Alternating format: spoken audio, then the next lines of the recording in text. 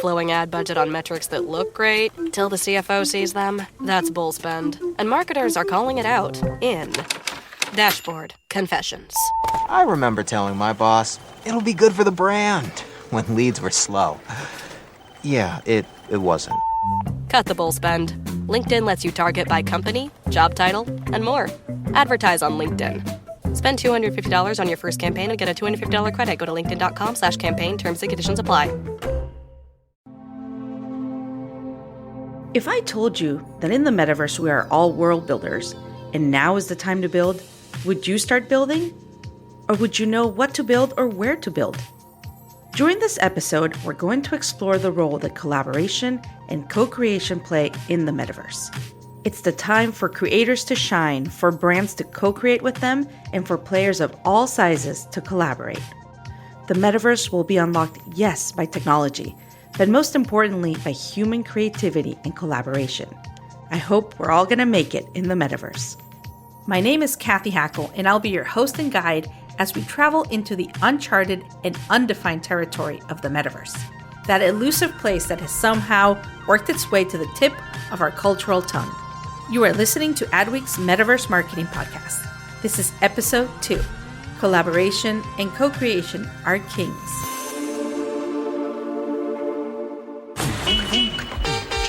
Seatbelts, everyone! I think there's a really interesting thing happening in Web3 around community, which is really different than Web 2, actually. Our perspective on this is that the metaverse will be co-created by the community that engages with it. When I set out to understand the future of digital culture and Web 3.0, I knew I'd discover some interesting ideas, but I never dreamed I'd be discovering new identities for myself. Take, for instance, when I got to step into the role of fashion designer. Recently, I collaborated with digital design studio The Fabricant to co-create my first virtual fashion design.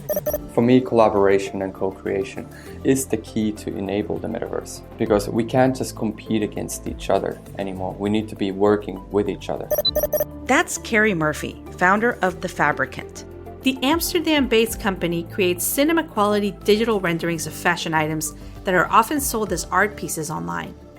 As part of The Fabricant's mission to build the wardrobe of the metaverse, they invited 50 pioneers to help co-create their debut collections and mint them as limited edition fashion NFTs. I was one of the lucky ones that got the invitation. For the debut of The Fabricant Studio Season 0, I co-created with them the Godmother of the Metaverse virtual dress that is being sold as an NFT. The pattern and design combination I selected was inspired by Disney's fairy godmother in Cinderella with light blue tones and colors, and the 2021 Cinderella film with the dress worn by Billy Porter as Fab-G. My Fabricant gown design also includes a robotic long arm glove at the left side.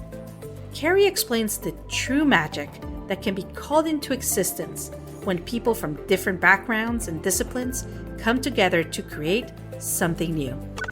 So you don't even need to be a fashion designer to be able to design fashion, because you will be doing it in collaboration with fashion designers. Basically, people who understand patterns, people who understand drape and fit and stitches and sewing and materials. It takes all the myth out of the equation and really just allows it to make a visual experience where you start to make choices of like these items that you like. Some people, like gala dresses, others like, high-end luxury items, others like basic t-shirts. So it becomes a collaboration with a fashion designer together with a co-creator, where the co-creator decides on which tools they want to use. And by tools, I mean which trims do they want to have, which buttons, which zippers, which materials, what kind of drape and fit. So that's our effort in creating, making everybody a digital fashion designer, essentially. And once you have that item, that you start getting to use it wherever you want to use it. The collections will be shown in a virtual catwalk. You'll hear more from Carrie in a future episode focused specially on fashion. But for now, I'd like to highlight his emphasis on collaboration and co-creation in the metaverse. For us to coexist together, we should be really collaborating together. So there needs to be some type of healthy aspect of collaboration, of competitiveness and co-creation to truly enable the metaverse. But I would say that the real key word enabling the metaverse is collaboration. Simply like that Epic Games is collaborating with Unity, that Unity is collaborating with Facebook, that Facebook is collaborating with Snapchat. They all need to be working together for that idea truly to work, and nobody really wanting to try and gain power, but really allowing people to step in and out of these ecosystems. Cary wasn't alone in his emphasis on collaboration. When we asked our guests to describe the metaverse, we kept hearing about collaboration, co-creation. The word community also came up a lot. As we listened to stories of creators teaming up with marketplaces, ledgers, distributors, and artists of all kinds. I designed some shoes with Artifact Studios. We have a drop coming 7 days away. That's Victor Langlois, better known by his handle, Ferocious. He's one of the most visible and successful artists in the NFT world. Creators are cashing in on their ability to create digital items, creating a new kind of asset class. I'm Victor, and I'm an artist. I work digitally. Earlier this year, Ferocious collaborated with Artifact Studio to release a set of collectible sneakers on Nifty Gateway, a popular digital art online auction platform. Sneakers are the new, main status driver fashion item you can wear. All the sneakers kind of like look at the same. And what happens when we bring gaming aesthetics and gaming concepts to sneakers? That's Benoit Pagodo, the co-founder of Artifact Studios. You heard from him in episode 1. Artifact has applied the culture of sneakers and streetwear to digital fashion. Items are sold as limited edition releases or drops that often sell out instantly and then appreciate in value over time. In some cases, their digital collectibles have been resold for tens of thousands of dollars on marketplaces like OpenSea, Nifty Gateway, Foundation, Super Rare, Rarible, among others. Artifact hit its first big milestone with the introduction of the Cyber Sneaker, a sneaker inspired by the Tesla Cybertruck. The internet erupted with interest when a photoshopped image of Elon Musk wearing the sneakers circulated. People wanted to buy the sneakers in physical form, but they only existed in virtual form. To many outside of my industry, the sneakers never technically existed, but if something exists on the internet and enough people see it, does it exist in reality or not? Benoit Pagodo of Artifact Studios asked us to consider the nature of reality in an increasingly digital world. But because we like to do this type of stuff, alter reality and try to make people question, what has really value and then what is real and what is not real. Because if something happens on the internet, even if it's not what happened in the real world, in the end, it's seen by a lot more people on the internet than in the real world. So you can question what is real and what is not. And when we did that first NFT, we did at the time, ETH was not even that high, but I think we sold it for, at the time we sold it for $15,000, which was still big, for a virtual sneaker, like the first virtual sneaker.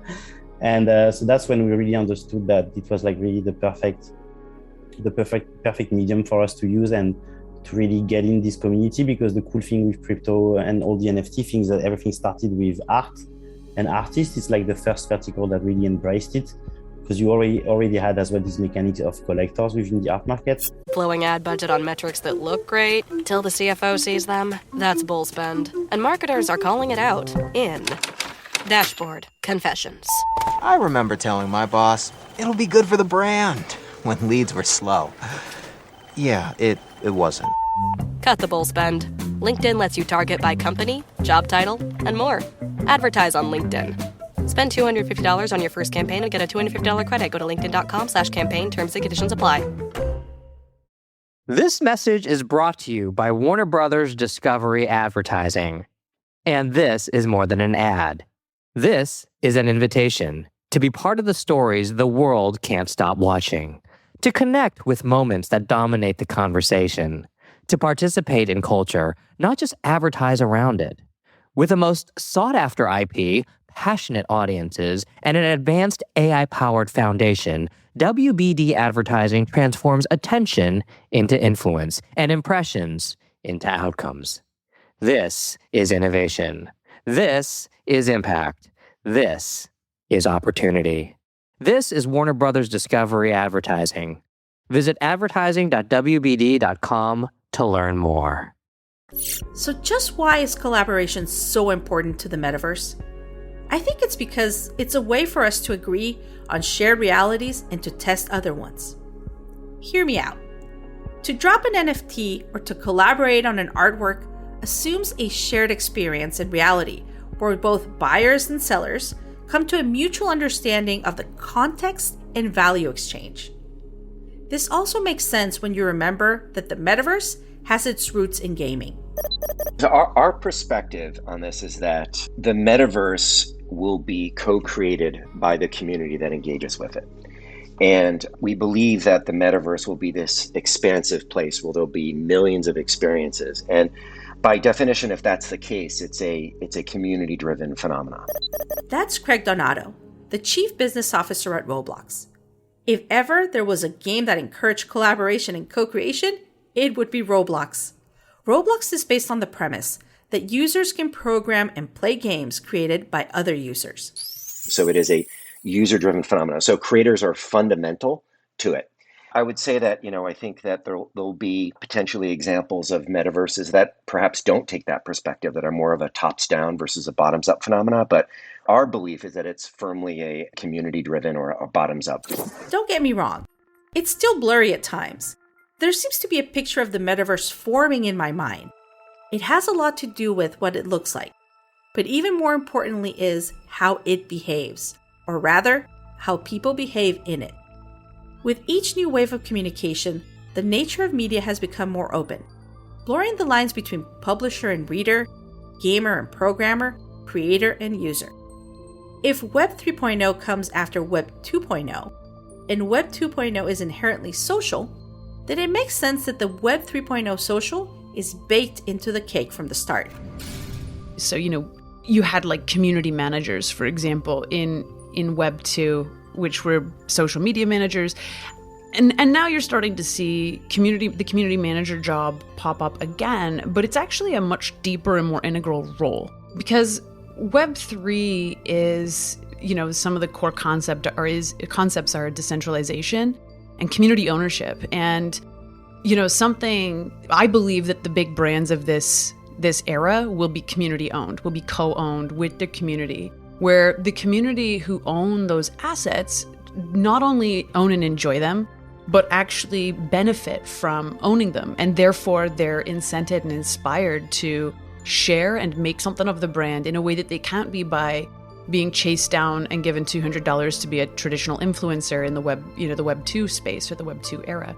So the Bored Ape community was an interesting one. There was a conversation that started bubbling up online about the Bored Apes, and I was looking for a project to get into where I felt like I would be able to be both a participant but also contributor to that space. That's the brilliant Lindsay McInerney. She's the Global Head of Technology and Innovation at AB InBev, and one of my favorite people in the space. What Lindsay is referring to is the Bored Ape Yacht Club, a collection of 10,000 computer-generated images of cartoon apes sold as NFTs by Yuga Labs. Owners of the apes became members of an online club, and they'll often use their apes as profile pictures across social media. Both Lindsay and I are part of the BAYC community. I recently aped in as a mutant ape. We'll talk to some members of this community in a future episode dedicated to NFTs.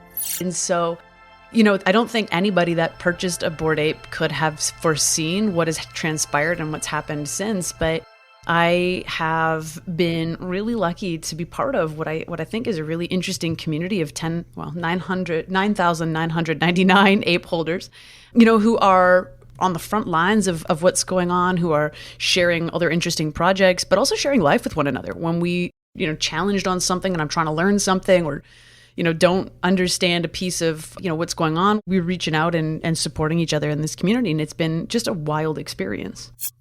Wild indeed. Earlier in September, a set of 101 apes sold for $24.4 million in an online auction held by Sotheby's.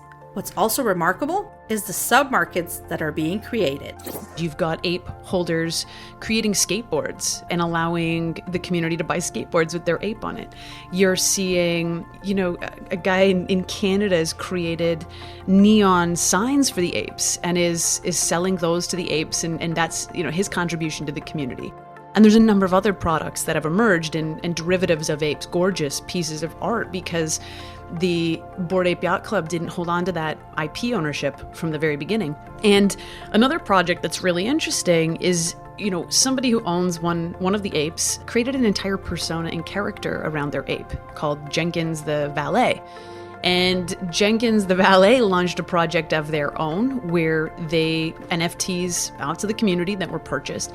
And in each NFT, there's a lot of different groups exploring this group of community ownership and shared creation. And I think it's incredibly interesting. A lot of it feels, I think a lot of it feels like what you would want in your most idyllic sense. If you're a creator of film and television, what sort of signifies to you that you've made it, you're a cult classic. And I think a lot about fan fiction. You think about like Buffy the Vampire Slayer, how much fan fiction in terms of zines and comics and other writing came out of Buffy the Vampire Slayer and loads of others, of course. That is a symbol of your status and where you sit in terms of, other content. And the interesting thing is that in this era where users and people own the assets, they benefit along with the original creators as those assets begin to proliferate and as they become more popular. So with the community creating more stuff, that stuff gets more seen. And, there's not too many people at this point, it feels like, on Twitter who haven't seen a Bored Ape. And they may not know all of the things that have happened in and around them, but it makes the asset more valuable and it makes the community more valuable. And so, empowering people to co-create with you and to share these stories and to make them in partnership with the original creators allows the actual original asset to do more in terms of growth than it ever could have done by itself, which I just think is incredibly exciting. Someone on Twitter recently said, "The ape profile picture is the new blue checkmark." And to prove this, a lot of the Bored Apes are getting a lot of attention. For example, Jenkins the Ballet was recently signed by CAA and is represented by the agency across books, film, TV, podcast, and more. Erican Abuchikudo has a similar optimistic view of the future of the metaverse. She's the founder and managing partner at Audacity, a crypto VC fund investing in Black and African-led crypto startups around the world. So I believe that the role of collaboration and co-creation in the metaverse is one where different people from odd corners and odd ends of the world get to say, I have a similar idea. Wow, you have that idea? I have a similar one, but it kind of takes this form. You want to work on it together and you want to have fun doing it and you want to figure out how we can let our imagination finally roam free and feel safe to work on something together with someone else, a stranger that you don't know, and actually see it bring joy and relief and release and pleasure for other people. So co-creation and collaboration, I feel, is very much how the internet has always gone viral and has always gained legs. But it's not just creators who are collaborating in the metaverse. Traditional brands are also doing it. One of the most recognizable brand names in the world is planning to release a collection of non-fungible tokens to raise money for Special Olympics International. The OpenSea marketplace will be holding a 3-day auction for Coca-Cola branded non-fungible tokens, or NFTs, starting on July 30th. Brands are beginning to experiment, but they're quickly realizing that it's not business as usual in the metaverse. If you think about, for example, how brands have paid influencers to shill their products for the past 10 years, it can be effective, but it's costly. And it does, no matter how it's done, I have to say, I feel like it lacks a certain amount of genuine and authentic feeling, right? And in this new era, if you were to co-create a product, or if you were to create a product that ended up being co-created, or you will permitted the community to build it with you, the community, because they're clout as asset holders is growing at the very same time, they're inspired and incented as a group to do things more for you and the brand than you could ever have paid an influencer to do by themselves. That's Lindsay McInerney once again. She explains that the relationship between brands and consumers is different in the metaverse, partly because individuals have the power to be brands themselves. Take Ferocious, for example. And partly because the consuming of the asset class is something that is inherently social. Remember the Bored Apes? Benoit Pagoda of Artifact suggests we might need to start calling them collectors instead.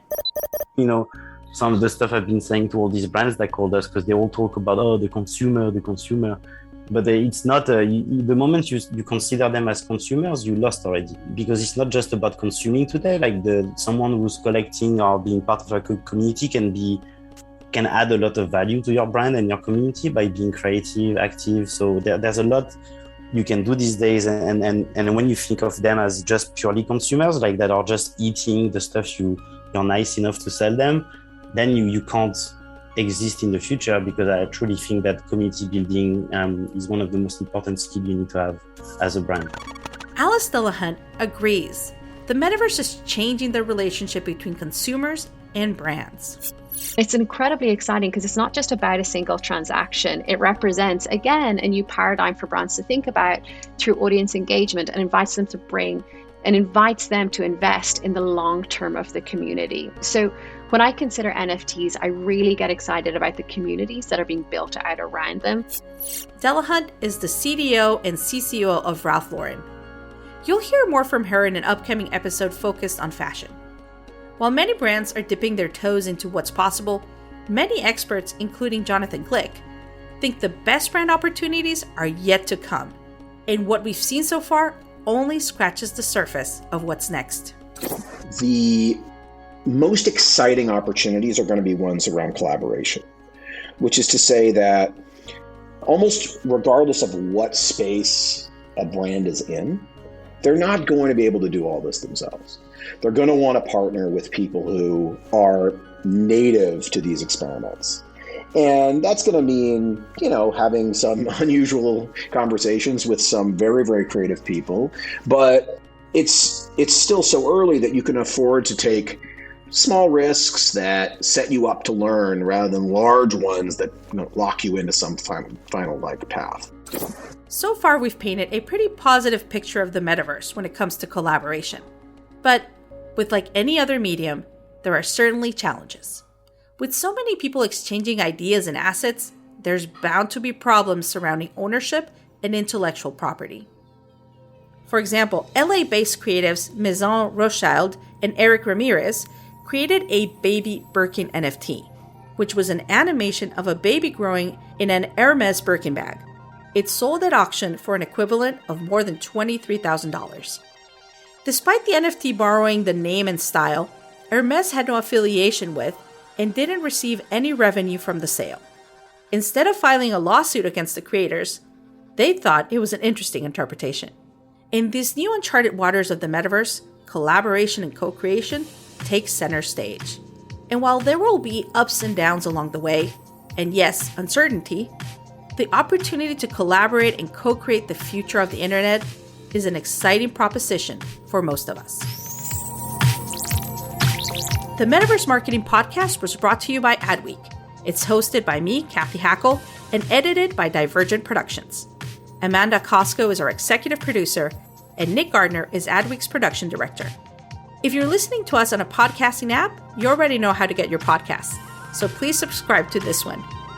If you're on Adweek's website, consider subscribing to the podcast by searching Metaverse Marketing in Apple Podcasts, Spotify, or wherever you listen to podcasts. Tune in next week for episode 3 of 8, as we continue down the Metaverse rabbit hole and exploring the future.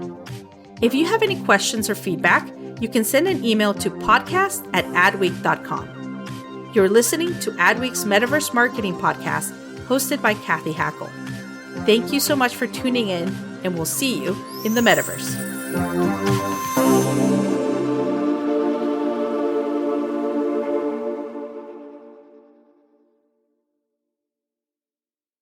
Are your ad campaigns lighting up the dashboard, but not the pipeline? That's Bullspend. And marketers are calling it out in Dashboard Confessions.